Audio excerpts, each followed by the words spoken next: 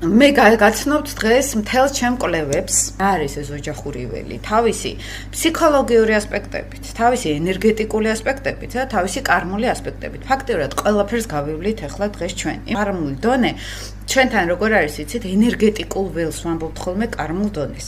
აი უფრო ღრმა შრეები, რომელსაც ჩვენ ვერ გრძნობთ და როგორც ენერგეტიკული ველი, როგორც პროგრამა მთელ ოჯახში გადადის ავტომატურად.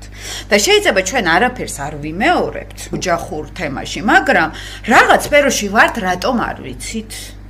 რაღაცას ვაკეთებთ ისე რატომ არ ვიცით, მაგალითად, ხო? საინტერესო кейსი, როცა ადამიანი ეხმარებოდა სულ მოხუცებს, მუშაობდა სულ მოხუცებთანო და არ უნდაო ახლა ეს ამის გაკეთებაო, მაგრამ აღმოჩნდა რომ მთელ გენეტიკაში ყველა მიატოვა მოხუცებიო.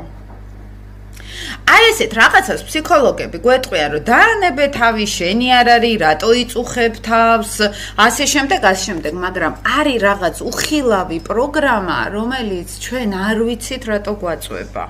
არ გვინდა გავაკეთოთ ეგოს დონეზე, მაგრამ გვაკეთებინებს რაღაცა ჩვენში, რომელიც ხშირად გადაჯაჭვული არის კარმულ ასტროლოგიაში ჩვენ წინაცხოვრებებთან და ჩვენ წინაცხოვრების ვალებთან, ეზოთერიკა ესე ხსნის და ფსიქოლოგიურ დონეზე ვიცით ეს ამას როგორც ხსნის ასტროლოგია, ფსიქოლოგია, რომ ეს არის რაღაც დასწავლილი პატერნები, დანაშაული შეგრძნება და რაღაც, მაგრამ ამ შემთხვევაში ვამბობთ როგორც საგვარეულო კარმა.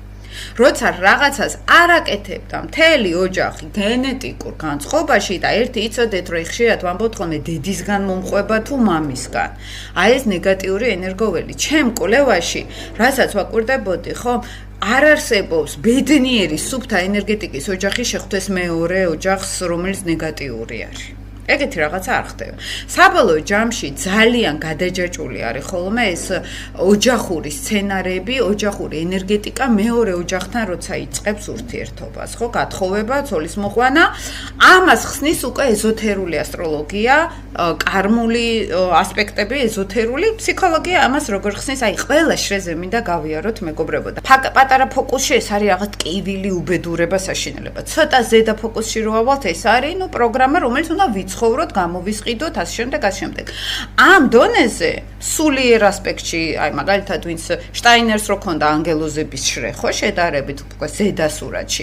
ანგელოზები ვერ ხედავენ რომ ჩვენო ვიტანჯებით, თუ რასაც ამბობს შტაინერი, ხო, მათთვის ეს ტანჯვა არ არის, ხა შენ მიწიერ დონეზე ტკივა რაღაცები, ამ დროს დიდ მიზანს ემსახურება ეს ყველაფერი და ეს არის სულიერ განვითარებაზე ლაპარაკი, რა დროს შენი ახლა მე მეწყინა ქმრისგან რაღაცა არის.